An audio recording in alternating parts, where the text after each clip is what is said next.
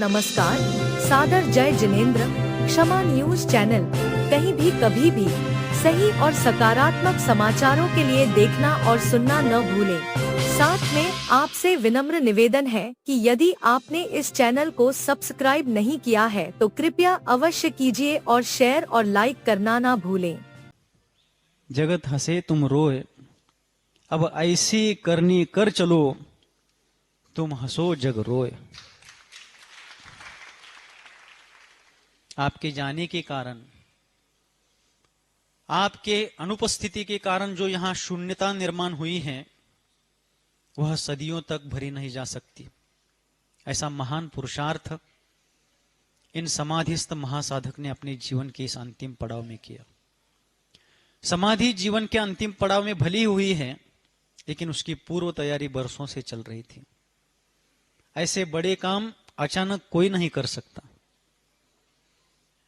बरसों की गई भावना, किए गए पुरुषार्थ, उसी का ध्यान, उसी का चिंतन मनन और उसी के फलस्वरूप आज इस प्रकार का उच्चतम यह महामहोत्सव उन्होंने अपने जीवन में सिद्ध कर लिया और हम सबके लिए एक महान मार्ग पुनः प्रकाशित कर दिया। चारित्र्य चक्रवर्ती आचार्य शांति सागर जी महाराज के बाद यदि समाधि देखनी है तो आचार्य वर्तमान सागर जी महाराज की देखनी है। यह कोई बड़प्पन वाली बात नहीं है, यह वास्तविकता की धरातल पर खड़े रहकर की गई बात है। वे हमारे आचार्य थे, इसलिए हम अपने संघ का गुण गौरव करने के लिए नहीं बोल रहे। जो वास्तविकता है वो है ही। इसलिए मरण से डरकर पलायन करने वालों को मरण तो टलता नहीं है, लेकिन उनके मरने पर दुनिया हंसती है। मरण को डरकर, मरण से पलायन करने वालों के मरने पर दुनिया हंसती है और मरण के सामने छाती का किला बना करके खड़े रहने वाले ऐसे महापुरुषों के मरण को देख करके दुनिया सीखती है। भारत के भूतपूर्व प्रधानमंत्री श्रीमान अटल बिहारी वाजपेयी जी की एक कविता मुझे आज इस प्रसंग पर याद आ रही है। अटल जी जब विपक्ष के नेता थे और उनका किडनी का प्रॉब्लम हुआ था और किडनी ट्रांसप्लांट के लिए वे अमेरिका गए थे, यूएस गए थे, और उस दौरान गंभीर समस्या से, शारीरिक रोग से जूझते हुए उन्होंने एक कविता लिखी थी, क्योंकि वे राजनीति के काजल कोठरी में रहते हुए भी दार्शनिक विचारक थे, महान राजनेता थे, निष्कलंक व्यक्तित्व के धनी थे। और ऐसे उस विचारक पुरुष ने अपने उस गंभीर समस्याग्रस्त परिस्थिति में एक कविता लिखी, पूरी तो याद नहीं लेकिन मुख्य अंश जो आज प्रासंगिक है। वे लिखते हैं, मौत की उम्र क्या है, दो पल की नहीं। आवाज सगळ्यांना येतोय? मौत की उम्र क्या है, दो पल की नहीं, जिंदगी सिलसिला है, आज कल की नहीं।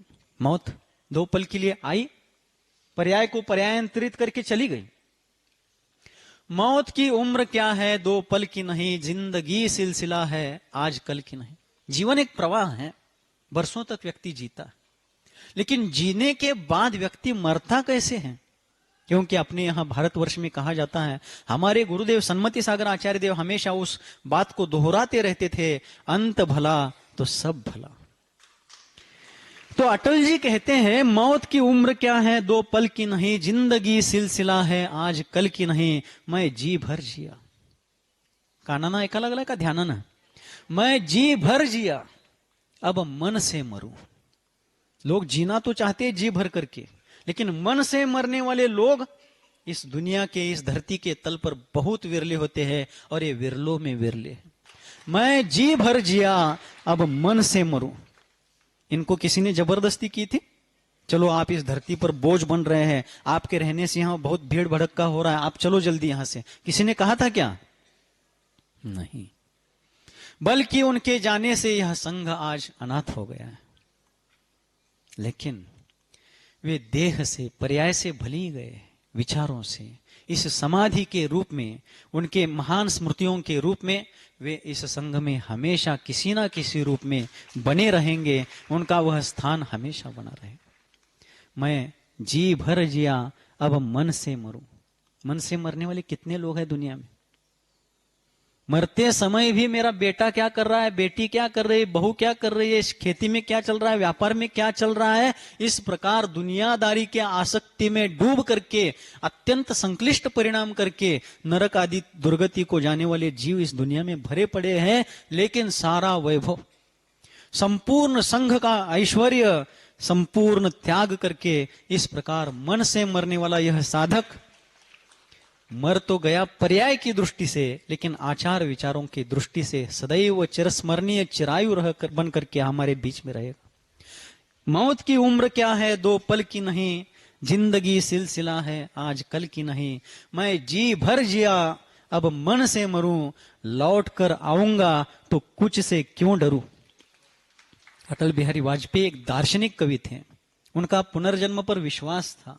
वे चार्वाकवादी नहीं थे कि एक बार एक जीवन मर गया तो आत्मा भी मिटती है, ऐसा उनका मान्यता का भाव नहीं था। वे कहते हैं पुनर्जन्म है।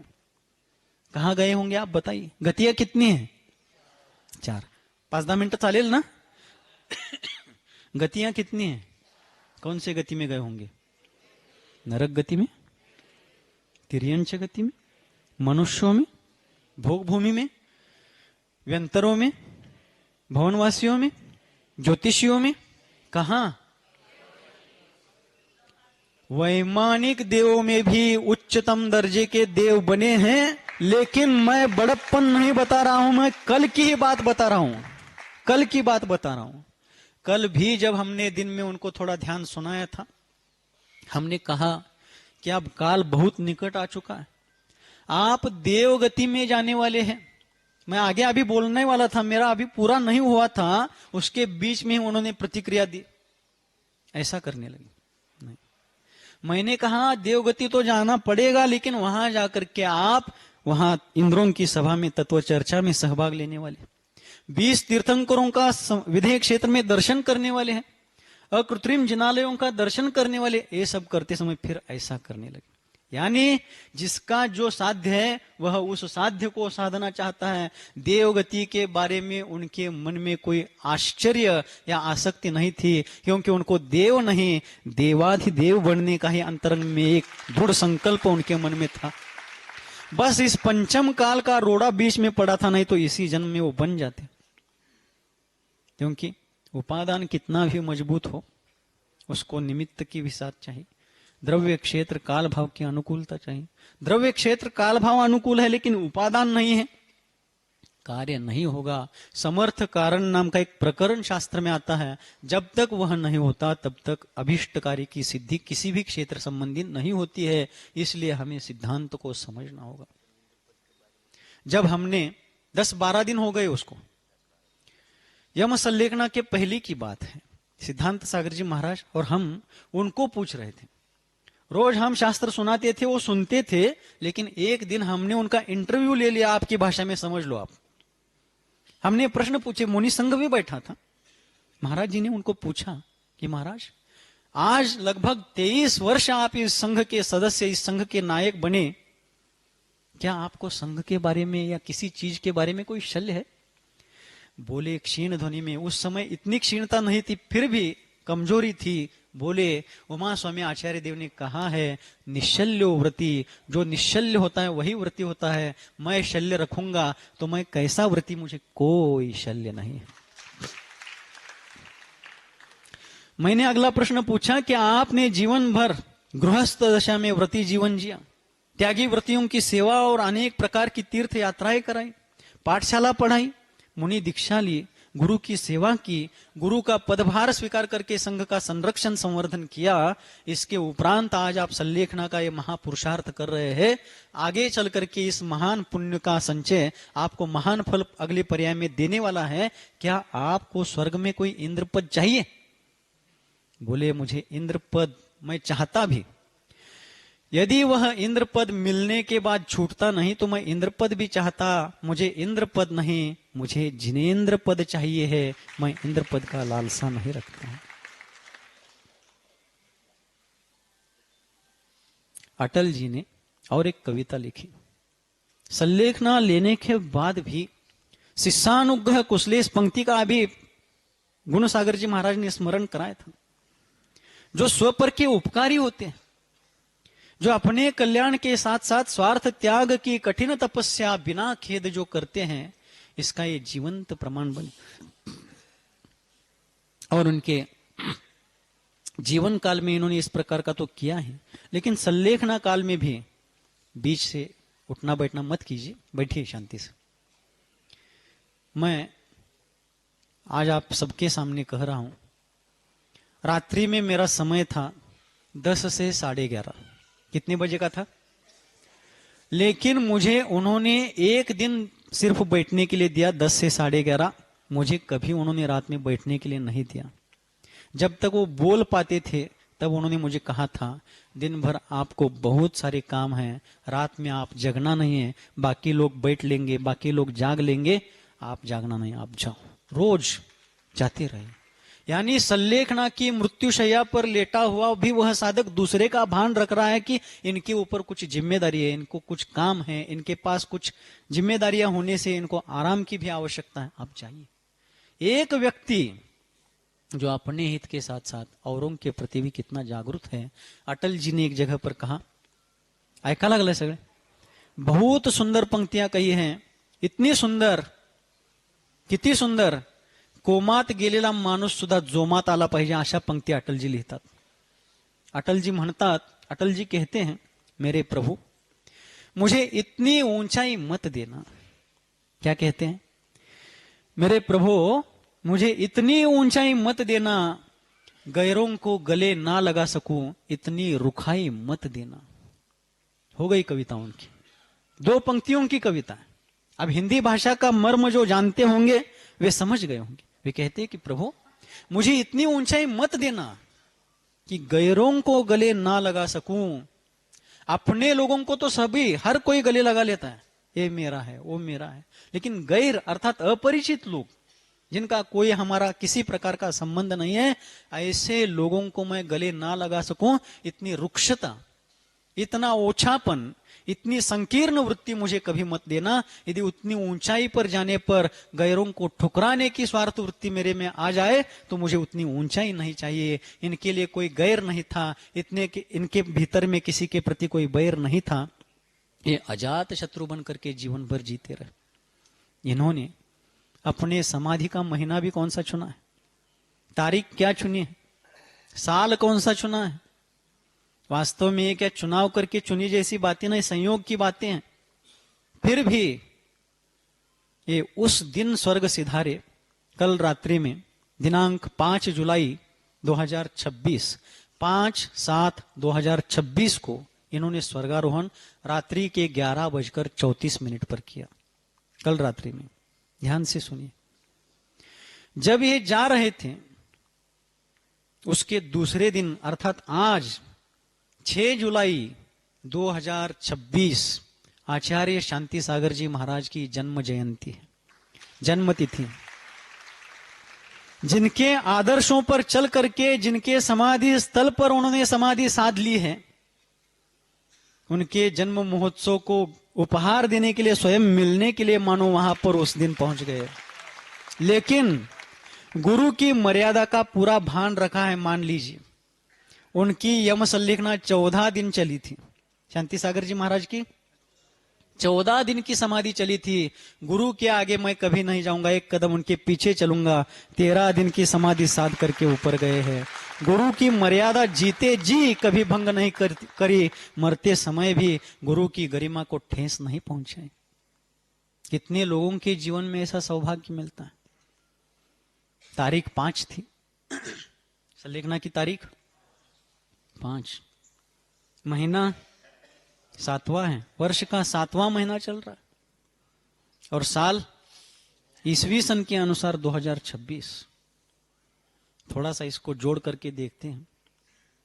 5 तारीख, पंच परावर्तन रूप संसार का अनादिकालीन चक्र मिटा करके पंचम गति को पाने के लिए 5 तारीख चुन ली गई। उसके लिए 7 तत्वों पर श्रद्धान किया गया और 2026 में से 0 हटाया गया। 2 और 2 4 और 6 10 लक्षण धर्म को जीवन भर जीते रहे, आत्मसात करते रहे। इस प्रकार का इनका जीवन हम सबके लिए हमेशा एक दीप स्तंभ की तरह काम करता रहेगा। ये धर्म दीपक हमेशा जाने के बाद भी अपनी उष्मा, अपनी सुषमा और अपनी प्रेरणा और उजाला हमेशा हम सबके लिए देता रहेगा। भगवान विमलनाथ स्वामी का कल मोक्ष कल्याणक था। आज भगवान विमलनाथ स्वामी का मोक्ष कल्याणक है। देखिए, समाधियां तो बहुत से साधकों की होती है, होनी ही चाहिए, और सबकी होती है, जिनकी होती है अच्छी बात है। लेकिन मैंने बार बार यम संलेखना के बाद कहा है कि ऐसी संलेखना युगांतरों के बाद होती है, बार बार ऐसी संलेखना देखने के लिए नहीं मरती है। क्यों? इन्होंने मन पर नियंत्रण स्थापित किया था। किसी ने कहा है एक जगह पर, जो रण को जीतते हैं उसे वीर कहते हैं। रण यानी युद्ध। जो रण को जीतते हैं उसे वीर कहते हैं, जो मन को जीतते हैं उसे महावीर कहते हैं। ये महावीर के अनुयायी, नाम भी महावीर का है, वर्धमान। ऐसी संलेखना बहुत दुर्लभ है, बहुत दुर्मिल है, बहुत कठिनता से होती है। मराठी साहित्यकारों ने दो बातें कही, दो पंक्तियां कही हैं, ऐका लागला का सगळे?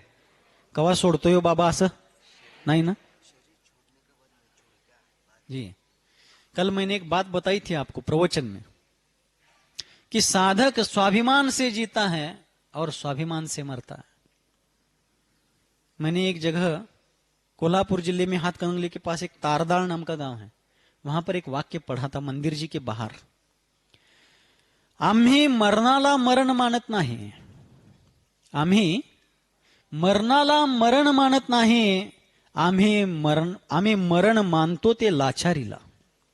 आम्ही मरणाला मरण मानत नाही, आम्ही मरण मानतो ते लाचारीला। लाचार होकर के जीना कोई जीना है? नहीं।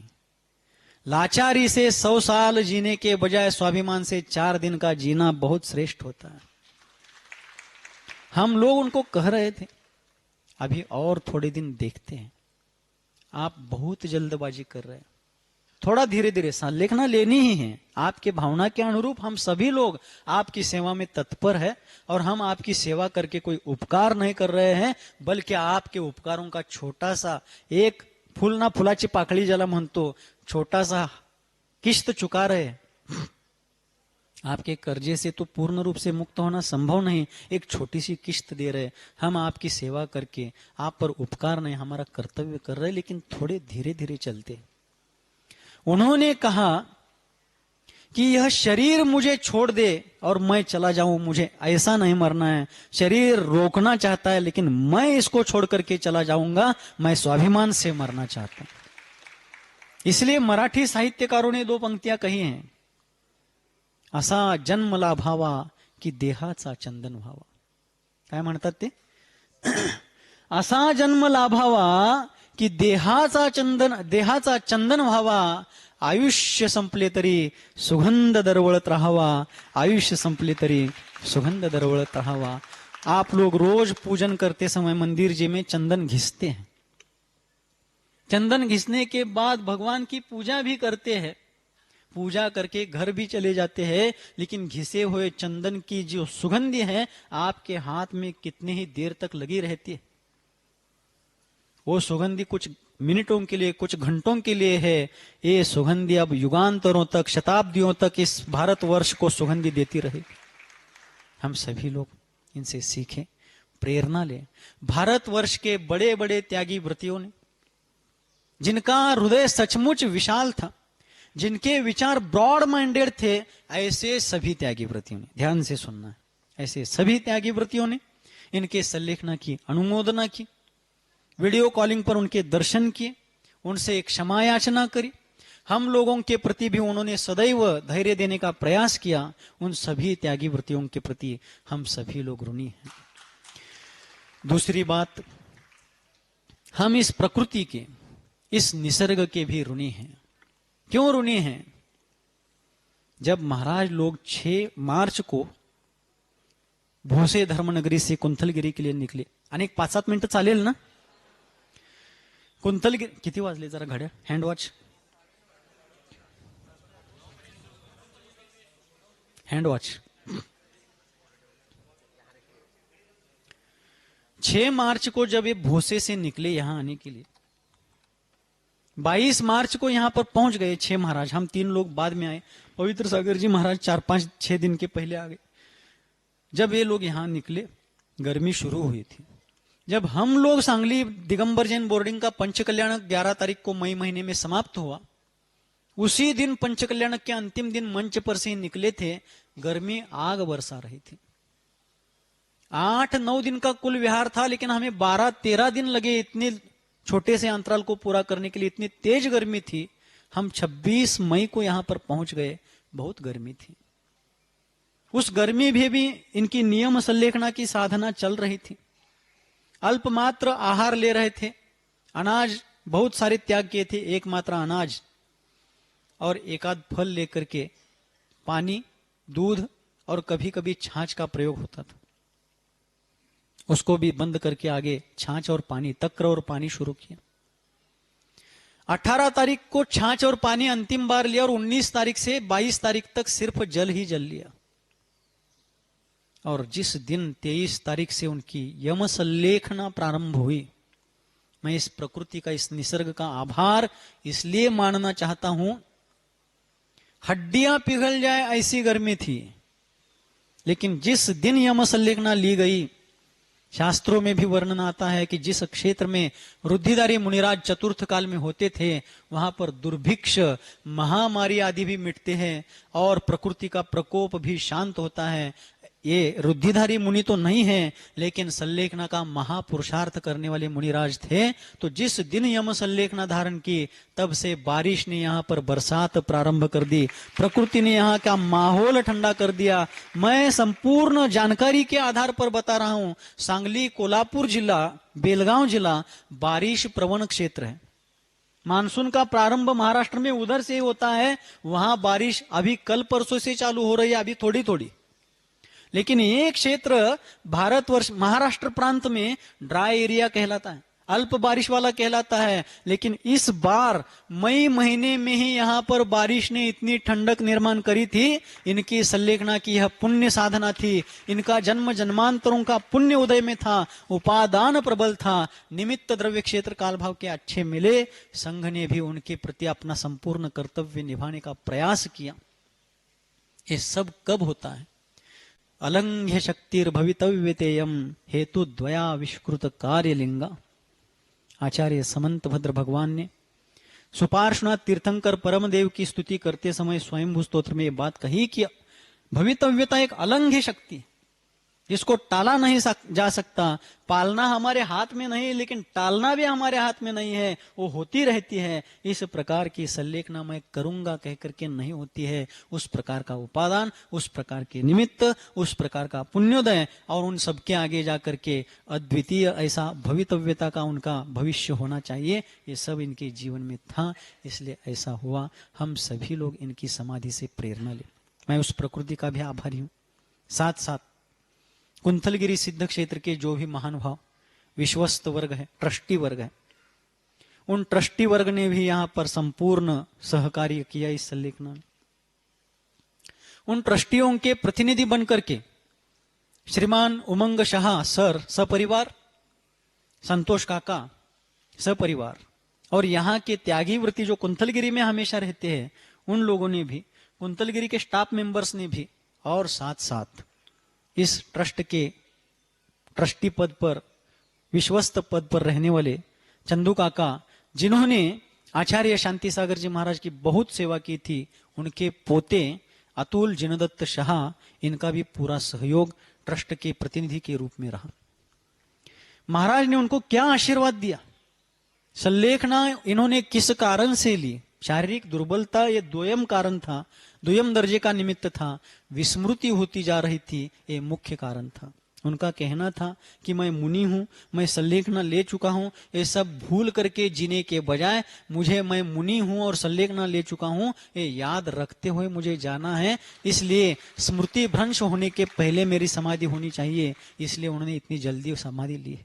आज भी हमारे संघ में 87 वर्ष के पार्श्व सागर जी महाराज हैं, उनकी तुलना में 11 साल कम जिए, लेकिन नदी की लंबाई कितनी है, इससे भी ज्यादा नदी गहरी कितनी है, ये महत्वपूर्ण है। जीवन की लंबाई कितनी है, उससे भी ज्यादा जीवन गहरा कितना है, ये ज्यादा महत्व रखता है। गहराई का निषेध, लंबाई का निषेध नहीं है, लेकिन गहराई बहुत महत्वपूर्ण। तो अतुल काका को इन्होंने आशीर्वाद क्या दिया कि आपके दादाजी ने, चंदू काका सराफ ने, आचार्य शांति सागर जी जैसे महान महामहिम आचार्य की सल्लेखना, उनकी सेवा करने का सौभाग्य तो पाया, लेकिन उनके शिष्य बनने का, मुनि बनने का सौभाग्य उनको नहीं मिला। आपके पिता मुनि नहीं बन पाए, लेकिन आप प्रयास करना, ऐसा आशीर्वाद उनको दिया। मतितार्थ ये है कि पूर्वजों की सेवा का संपूर्ण स्मरण रखते हुए अगले पीढ़ियों को क्या विरासत देनी चाहिए, इसकी प्रेरणा यहां से लेनी चाहिए। डॉक्टर सुहास शाह सपरिवार यहां पर सल्लेखना के बीच के 1-2-3 दिन छोड़ करके पूरा काल रह करके दिन भर यहां पर शुश्रूषा करते रहे, रात्रि में भी यथायोग्य सेवा देते रहे। हमारे संघ के फैमिली डॉक्टर, मूर्ति लहान पण कीर्ति महान, वैद्य गौतम संजीव गुंडे जयसिंहपुर, इन्होंने भी आज तक संघ की फैमिली डॉक्टर बनकर के इन सभी वयोवृद्ध साधुओं की सेवा, औषध उपचार किए हैं। लेकिन इस सल्लेखना काल में पूर्ण ओपीडी बंद करके यहां पर आकर के सेवा दी है, और सेवा इसलिए दी है, आगे होने वाले सल्लेखनाओं के लिए एक वैद्यकीय आधार भी होना चाहिए, उस दृष्टि से उनको भी सीखना था, अभ्यास करना था, इसलिए यहां रहकर उन्होंने सेवा दी। उनके असिस्टेंट डॉक्टर अभिषेक वैद्य कारंजा है क्या यहाँ पर? हो तो अपने स्थान पर खड़े रहे। आइए, छोटे से हैं, दिखने के लिए गौतम गुंडे की कार्बन कॉपी दिखते हैं चेहरे से भी। इन्होंने भी पिछले 2-3-4 दिनों से यहाँ आकर के सेवाएं दी। इन सबका भी बहुत बहुत कृतज्ञता पूर्वक हम अभिनंदन करते हैं। दूसरी बात, सांगली, कोल्हापुर, बेलगांव, ये 3 जिले तो इस संघ का मायका है, मायका, माहेर घर। लेकिन मायका ये होते हुए भी बाकी सारे भारतवर्ष में इस संघ की कम ज्यादा क्यों ना हो कनेक्टिविटी बनी है। भारतवर्ष के सभी श्रावक श्राविकाओं ने, गृहस्थ गृहिणियों ने अपने इस संघ और संघ नायक के प्रति जो ऋणानुबंध है, उसके प्रति हम लोगों को सदैव सहकार्य किया। अनेक माता बहनों ने, पुरुष वर्ग ने अपने घर परिवार, खेती बाड़ी छोड़ करके, व्यापार व्यवसाय छोड़ करके यहाँ पर इतने दिनों तक, हफ्तों महीनों तक रुक करके आहार दान, वयावृत्ति आदि के माध्यम से अपना 100% नहीं 200% योगदान दिया है। हम उनके प्रति सदैव कृतज्ञ हैं। और इन सब के साथ साथ हमारा युवा वर्ग जो अपने करियर की चिंता छोड़ करके, शादी विवाह करने का विचार छोड़ करके, खेती बाड़ी और अपने कॉलेज विद्यालय एडमिशन आदि सब चीजों को छोड़ करके ऐसी ठंड में, गहन गर्मी में खाना पीना भी भूल करके 24 घंटे यहाँ तैनात रह करके हजारों लोगों को रोज के रोज व्यवस्थित दर्शन करवाने का कार्य उन्होंने किया। कभी कभी लोगों को दर्शन में कुछ आगे पीछे थोड़ा विलंब हुआ तो लोगों ने उनको थोड़ा कठोर भी बोला, लेकिन युवा रक्त होते हुए भी उन्होंने संयम और संतुलन छोड़ा नहीं। बाबानो भिऊ नका, संयम धारण करायला भिऊ नका। इन पंक्तियों को, चारित्र्य चक्रवर्ती की इन पंक्तियों को हमारी युवा पीढ़ियों ने इस सल्लेखना काल में जी करके दिखाया। उनको जोरदार तालियां बजा करके उनकी सेवाओं का अभिनंदन करना चाहिए। और अंत में पूज्य आचार्य श्री पवित्र सागर जी महाराज यहाँ आए, जो इनके गुरु बंधु थे। इनके साथ ही उन्होंने 2006 में श्रवण बेलगोला महामस्तकाभिषेक के विहार में सहभाग लिया था। वे भले ही इधर औरंगाबाद, विदर्भ, मराठवाड़ा में रहे, लेकिन अपने गुरु बंधु ऐसा महान पुरुषार्थ कर रहे देख करके, जिनको 3 किलोमीटर विहार करना संभव नहीं होता था, वे ऐसी बारिश और ठंड में 30-30 किलोमीटर विहार करके यहाँ तक चल करके आए। उनके संघस्थ मुनियों ने भी यहाँ पर बहुत सारी सेवाएं दी, उनके भी हम ऋणी हैं। और साथ साथ हमारे गुरु बंधु सन्मति सागर आचार्य देव के सबसे विश्वसनीय शिष्य और आचार्य वर्धमान सागर जी महाराज का जिनके प्रति बहुत बड़ा विश्वास था, ऐसे हमारे गुरु बंधु पूज्य निर्यापक श्रमण सिद्धांत सागर जी महाराज और संघ के सभी वयोवृद्ध मुनि, प्रौढ़ मुनि, इन सभी ने यहाँ पर रात दिन मेहनत करके क्षपक राज के पास अपनी उपस्थिति रख करके उनको कोई असुविधा ना हो, उनके संकेतों को समझ करके उनके अनुरूप वहां उनकी परिचर्या कराने का कार्य किया। इन सभी मुनि महाराजों के, गुरु बंधुओं के प्रति भी मैं सदैव कृतज्ञ हूं। और साथ साथ विराट सागर जी और गुण सागर जी महाराज ने विशेष करके सेवा की है। और सुख सागर जी महाराज जिन्होंने महाराज को 2 बार सम्मेद शिखर जी की यात्रा जाते आते समय हाथ पकड़ करके लाना ले आना ले जाना का काम किया, श्रवण बेलगोला का विहार भी उसी प्रकार से उन्होंने किया। उनकी सेवा एकलव्य का स्मरण कराती है, ऐसे सुख सागर जी महाराज। और हमारे जो मुनि संघ के हमारे जो महाराज लोग सांगली, कोल्हापुर, बेलगांव क्षेत्र में रहे, जिनको यहाँ आना संभव नहीं हो पाया वयस्कता के कारण, लेकिन वे पानी से निकाले गए मछली की तरह छटपटा रहे थे कि ऐसे हमारे गुरु बंधु और हमारे गुरु, इनकी ऐसी संलेखना देखने का सौभाग्य हमारे जीवन में नहीं है। वो छटपटा रहे थे, लेकिन वहां रह करके भी धर्म सागर जी आदि सभी मुनिराज, अध्यात्म सागर जी, अविचल सागर जी आदि सभी मुनि महाराज रोज के रोज नमोकार मंत्र की मालाएं फेर रहे थे, आहार में कुछ ना कुछ त्याग कर रहे थे, जाप्य मंत्र कर रहे थे, वहां समाज को जाप्य आदि करने के लिए प्रेरणा दे रहे थे। इन सबके प्रति हम कृतज्ञ हैं। और किसी का भी उल्लेख मेरे द्वारा रहा हो, राजू पाचोरी जी, नाम मैं भूल गया, उम्र का भी मेरा तकाजा है, इनके बाद अब मेरा भी नंबर आया है।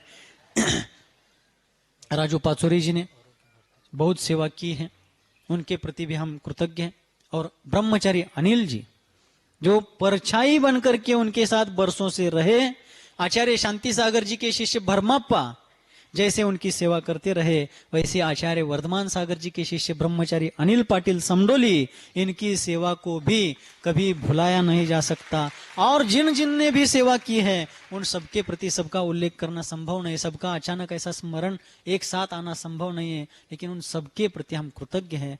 आरोग्य भारती परिवार जयपुर, ये लोग आकर के भी 2-3 दिन पहले सेवा दे करके गए, सभी के प्रति हम ऋणी हैं। और इसी प्रकार हम सबका मार्ग प्रशस्त हो, इन्हीं मंगलमय भावों के साथ इन जैसी ही संलेखना मेरी आप सबकी हो, और इस प्रकार की संलेखना साध करके इस भव से जल्दी निस्तरण हो, इस प्रकार की मंगलमय भावना करते हुए, जिनके हृदय रूपी पद्म सरोवर से विश्वव्यापी वात्सल्य की लोक कल्याणकारिणी धर्म गंगा सर्वजन सुखाय और सर्वजन हिताय इस लोकोत्तर भावना से निरंतर और निर्व्याज रूप से बहती है, जो वर्तमान धर्म तीर्थादिनायक भगवान सन्मतिनाथ के लघुनंदन हैं, जो चारित्र्य चक्रवर्ती आचार्य भगवान श्री शांति सागर जी महामुनिराज की मूल संघ आचार्य परंपरा के आभूषण स्वरूप है, जिनका जीवन मानवता का मानदंड और उदारता का उदाहरण है, मूलाचार ही जिनका साधन है और समय सार ही जिनका साध्य है, जो धर्मरथ के समर्थ सारथी है, संसार समुद्र में डूबने वालों के लिए जो अभेद्य धर्मनौ का समान है, अज्ञान अंधकार में भटकने वालों के लिए जिनका जीवन रत्नत्रय का रत्न दीप बना हुआ है, जिनका जीवन सहजता और सरलता के कारण सुंदरता से भी सुंदर है, ऐसे मेरे जीवन के सर्वे सर्वा भाग्य विधाता सन्मति सागर आचार्य देव के त्रिभुवन सुंदर लोक पूज्य चरण कमलों में यही प्रार्थना करता हूं कि हे गुरुदेव, सभी की मति सन्मति हो और सभी की गति पंचम गति मोक्ष गति हो। इन्हीं मंगलमय भावों के साथ बोलिए गुरुवर आचार्य भगवान श्री सन्मति सागर जी मुनि महाराज की, समाधिस्थ गुरुवर आचार्य भगवान श्री वर्धमान सागर जी मुनि महाराज की, उनके उत्कृष्टतम संलेखना महामहोत्सव की, अभिमान से सर उठाकर चलने का विरासत प्रदान करने वाले उनके इस महामहोत्सव की।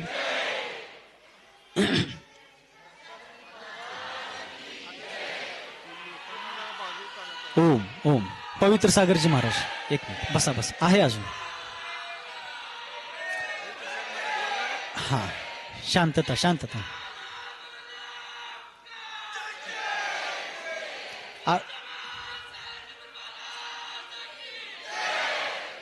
बहुत अच्छा है।